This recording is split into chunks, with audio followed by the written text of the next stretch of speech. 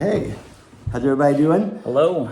We are getting you guys a little late, but Keith and I thought that we should go through the 2021 fall releases for not only Wine Illusion Society, but for our Rocks Club members as well. And so we have the hard task of tasting through these 5 wines for you guys and talking about the vintage, talking about the wines, and just, giving you guys a preview of what you either just received or are going to be picking up very soon. So we, for Wine Illusion Society, are releasing the 2021 Sorceress Grenache as well as the 2021 Levitation Syrah.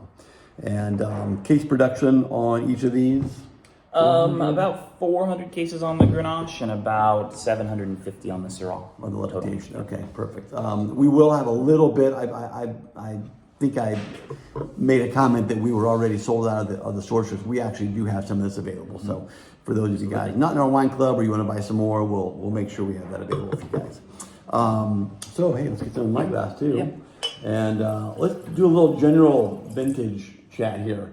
The 2021 vintage was definitely one for the record books. We had certainly the hottest 10-day stretch in June That we ever had. We almost hit 120 the third week of June. Yeah, 118 degrees. Seattle was at like 110. It was a crazy 10-day stretch, and it's not that we don't get that heat. We do, maybe not to that extreme, but we never get it that early. June is just too crazy. So with that, we had some significant yield reductions in the vineyard.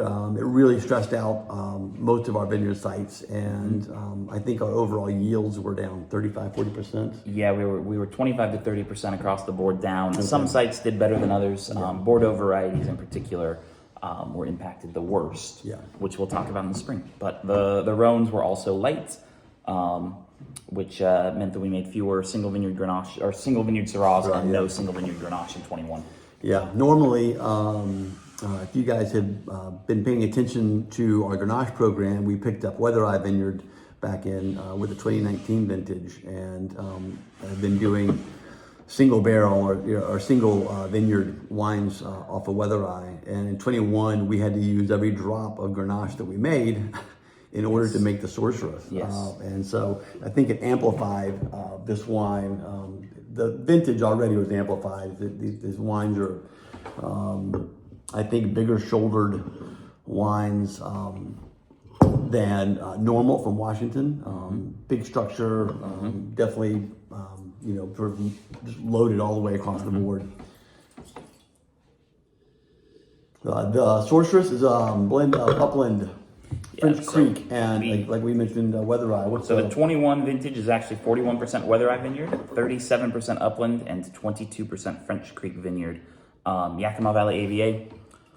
Weather Eye is actually in Red Mountain, but because it's a sub-AVA of the Yakima Valley, we just label it Yakima Valley. And also Upland is on Snipes Mountain, but once again, sub-AVA.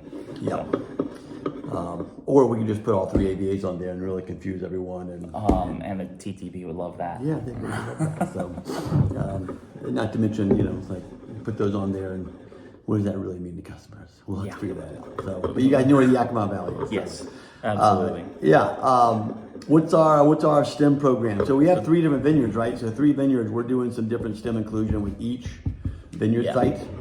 So the Weather Eye stuff really amped up the overall stem inclusion because we do 100% whole cluster on Weather Eye every year, and so the total whole cluster inclusion in the ferments was 60% on this 2021, and it spent 16 months in neutral French oak puncheons. So all big, large format barrels with no racking. So this was on the lees for almost the entire time it was in barrel, which really adds some textural qualities to the wine. The wine's delicious. Tons and tons of red fruit. It's like a combination of raspberry, like crunchy sour red cherry. Terrific acidity still. And that's the one thing about this vintage, which is you would think a little strange because of the heat we had in June. And it remained fairly warm, and July and August as well. But these wines they carry quite a bit of freshness to them. I think the stems definitely help with that. The stems help for sure. You know, it's a funny thing with the 21 vintage because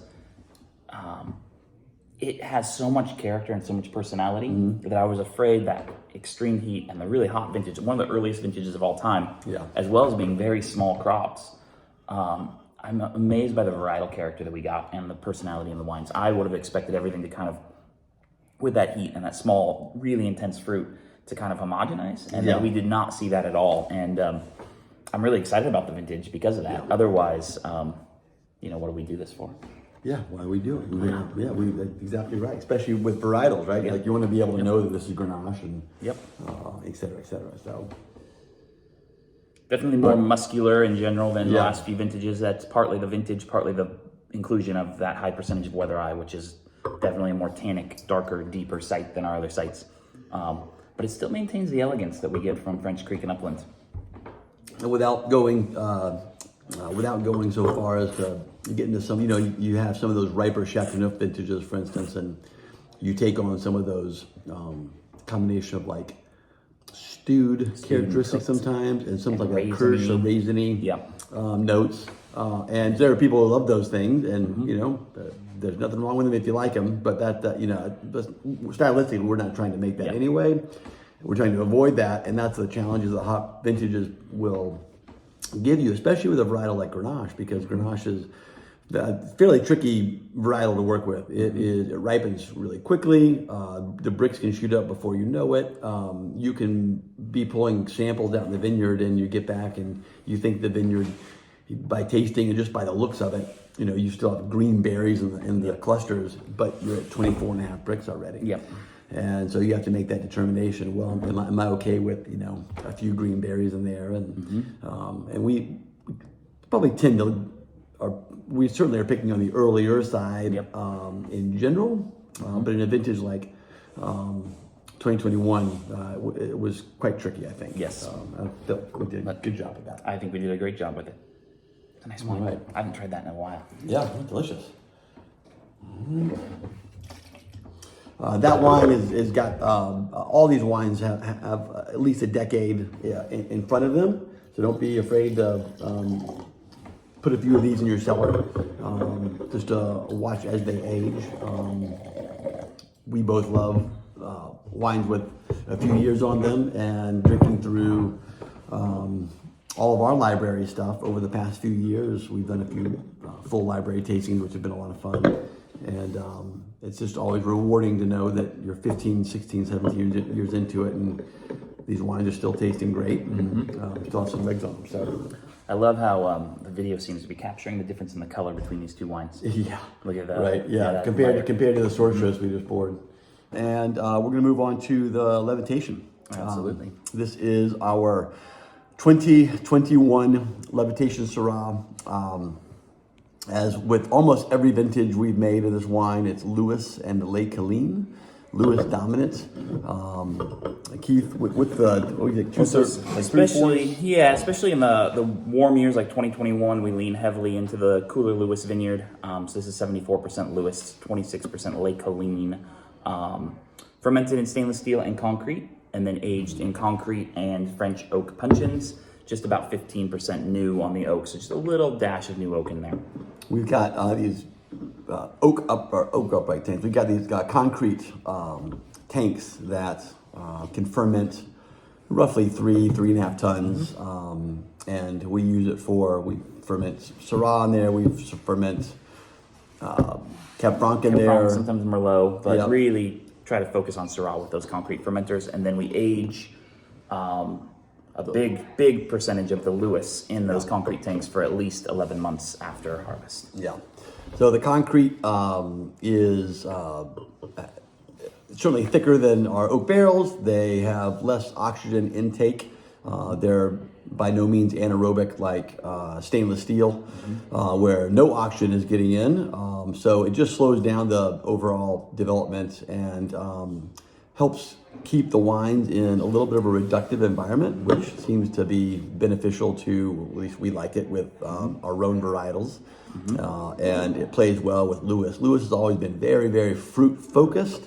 But for me, and I think back to my 24 years of working with Lewis Vineyard, I think about my favorite vintages, and they've always taken on sort of a meaty quality to go along with all that vibrant fruit.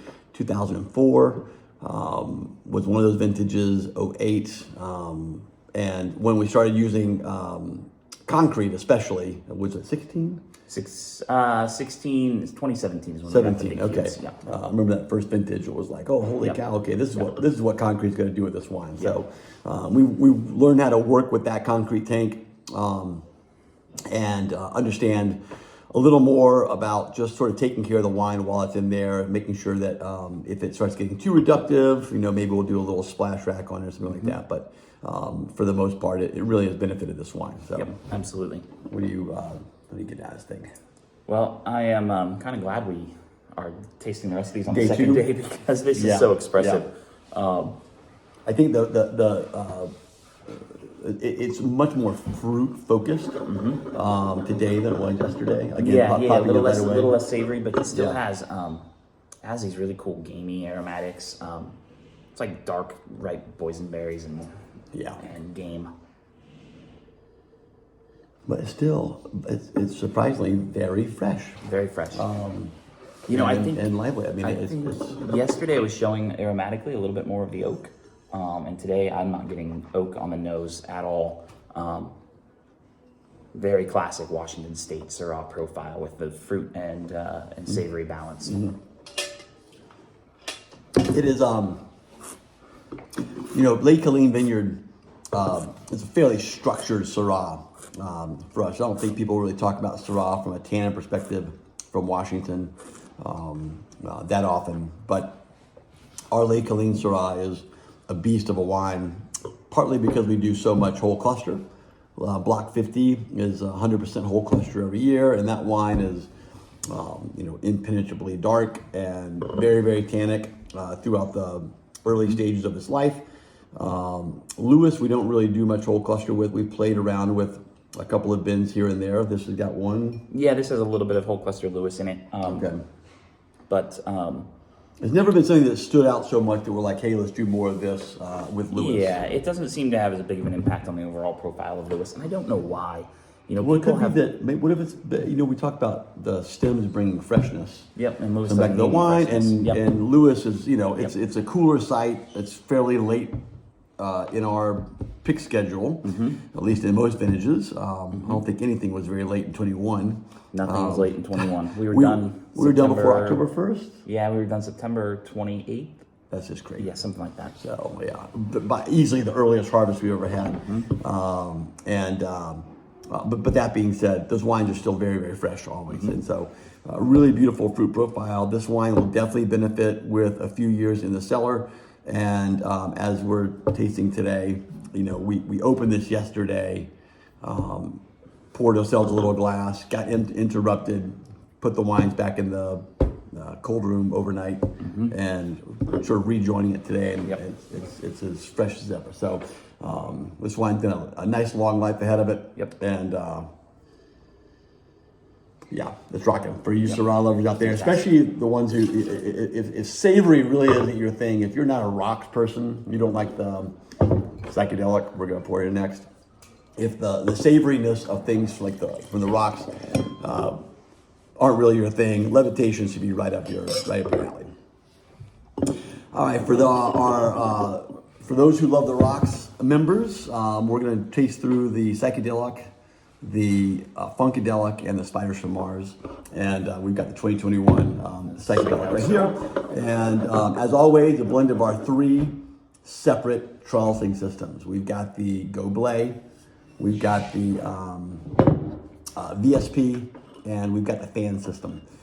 We pick all three of those separately, we ferment them separately, and then when we sit down to blend, and I can't think of a vintage where we've actually held.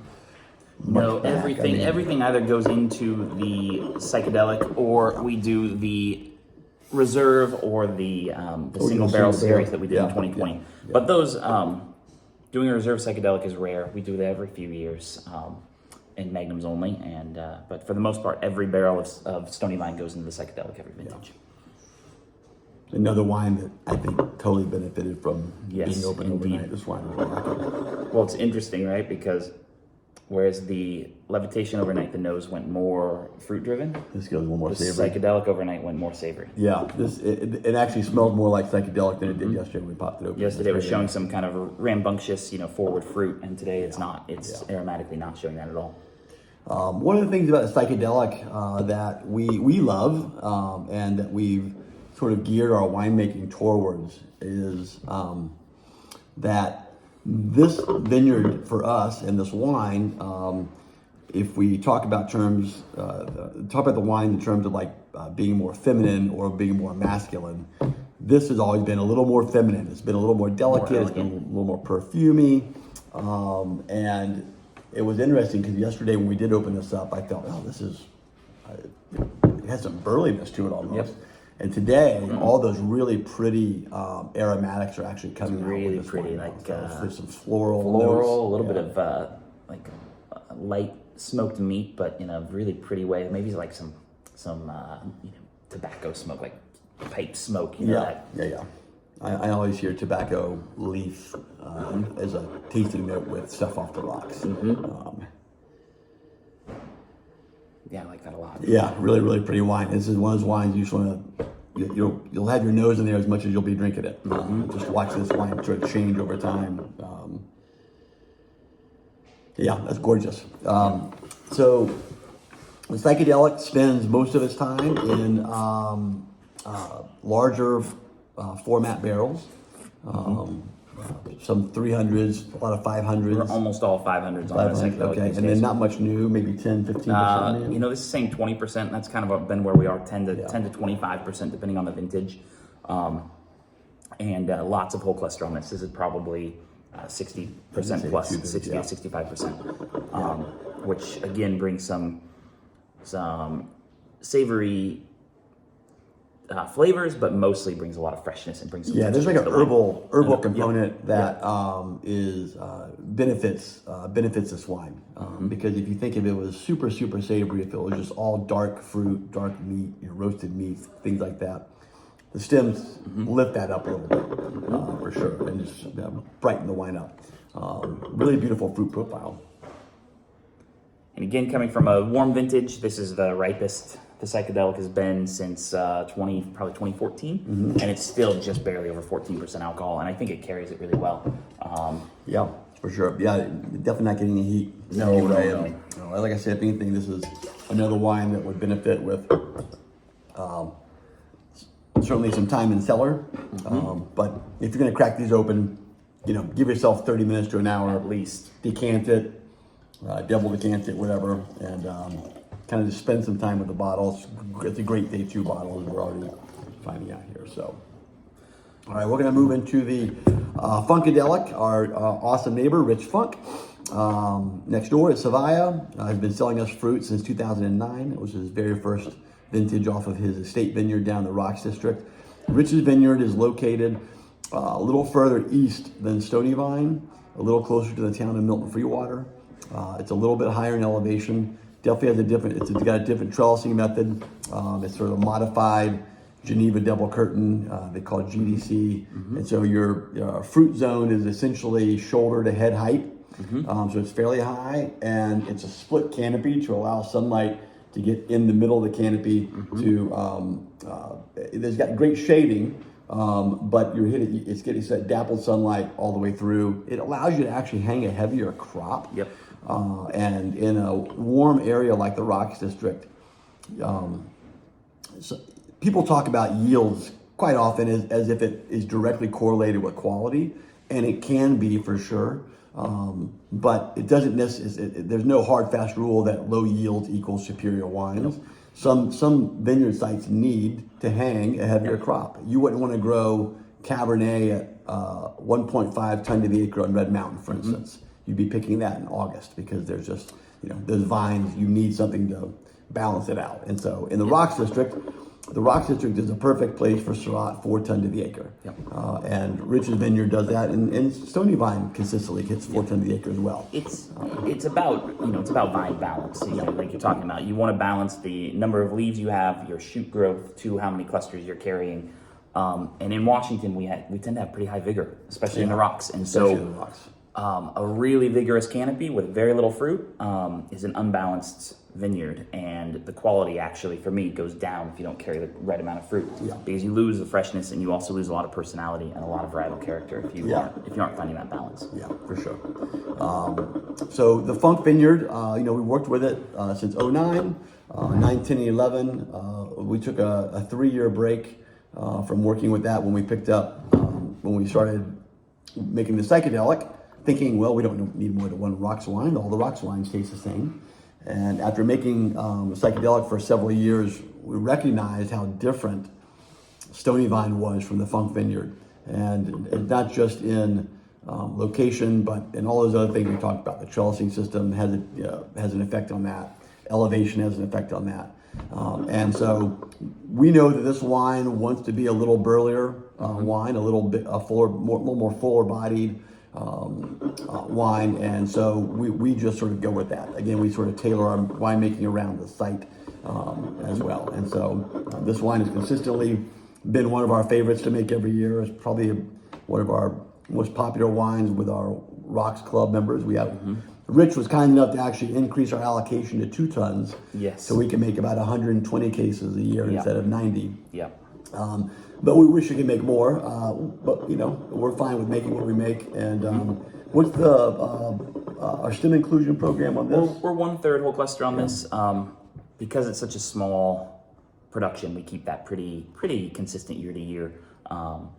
And no new oak ever on this wine. It's all neutral barrels, and this is in neutral puncheons. Yeah, the fruit profile on this is just so powerful. It's like just popping straight out of the glass. It does have some of those really neat savory undertones, but this wine is so different from the Psychedelic. Yes. They're so fun to pour side by side, and to recognize the fact that they're made in the same essential place. The soil profiles are essentially the same, and our winemaking is Comparable. the same. Yeah, comparable. Our pick dates are kind of in the window. We have 3 different pick dates with Stony Vine because of our 3 separate trellising systems. But when it comes to the Funk Vineyard, I'm trying to think. Isn't it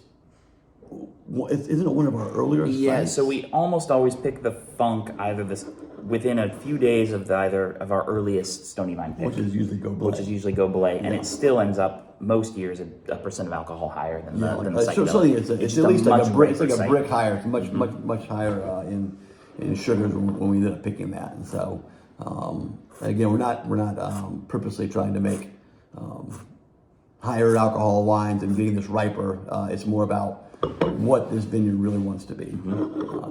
It's a bruiser this year. Like you said, so powerful. More fruit showing right now than some vintages, but still so much savory. It's so much, like roasted meat or stewed meat, and like that savory, earthy undertone. You get a little of that tobacco again. You have that rocks texture. The texture of the rocks is always very with a pretty pronounced tannin profile too. tannin on this profile. vintage. Yeah, you're right. I mean, I think that's one of the reasons we started working with so much whole cluster off the rocks anyway, was because the wines are high pH, fairly soft wines, and the stems bring you some tannin that you were otherwise missing from the wine had you not had the stems. So, but really beautiful rendition of the Funkadelic. You guys will not be disappointed. And now we're going to wrap it up with the 2021 Spiders from Mars off of our Ziggy Stardust block up at Elevation Vineyard. Just a special wine. I keep on going back to that very, very first vintage in 2016 and smelling and tasting that wine. Once it was sort of a complete wine for the first time, and just being blown away and thinking, gosh, this doesn't taste like anything that's ever been made in Washington or Oregon from anybody. It doesn't resemble the Rocks District. It doesn't resemble, Yakima Valley. It doesn't resemble Washington or Oregon. For us, when we smell it, we go straight to the Rhone Valley. So St. Joseph, Cornas kind of notes. When we are making this wine, there's 100% whole cluster. There's that, the saying is like, what would what would Jesus do? What WWJD, right? We think of what would Thierry Allemand do. And so Thierry Allemand is one of the greatest producers out of the Rhone Valley, and makes some really amazing wines out of Cornas. And so we think about what his vineyards look like, and that's kind of what Ziggy's like. And this is sort of our ode to Ode. Yeah, Except grown in basalt, so looks like the Northern Rhone, but it has the very distinct Washington State soil profile. You know, that pure fractured basalt on a steep slope, and there's nothing else like it. I mean, this wine's just so singular.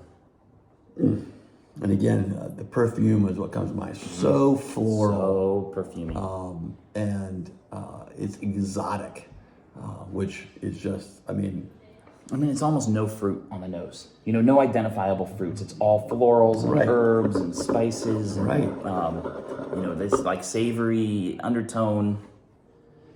It's an interesting site. It is one of the first to see bud break because of its elevation in that sort of 16 to 1800 foot range.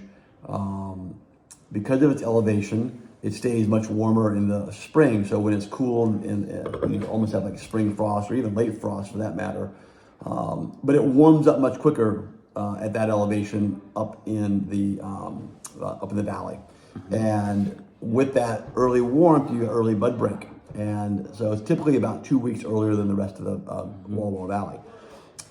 Fast forward that to picking dates, it's usually one of the first Syrahs that we pick as well. Yes. I can't remember where it came off in September, I'm assuming, or in This 21. is probably last One week of of the- August. Yeah. Yeah. I'd have to look up my notes, but I'm Yeah. sure this was last week of August in 21.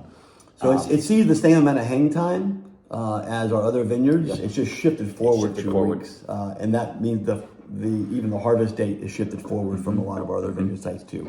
So we're picking this in the fairly hot. This vineyard usually tells us when it's ready to pick because it starts shutting down at the end of August. Certainly that was true in 16, our very first vintage, when it was a brand new vineyard. But even since 2021 was for sure another vintage like that. With that hot season we had, this canopy, this vineyard was done for the year.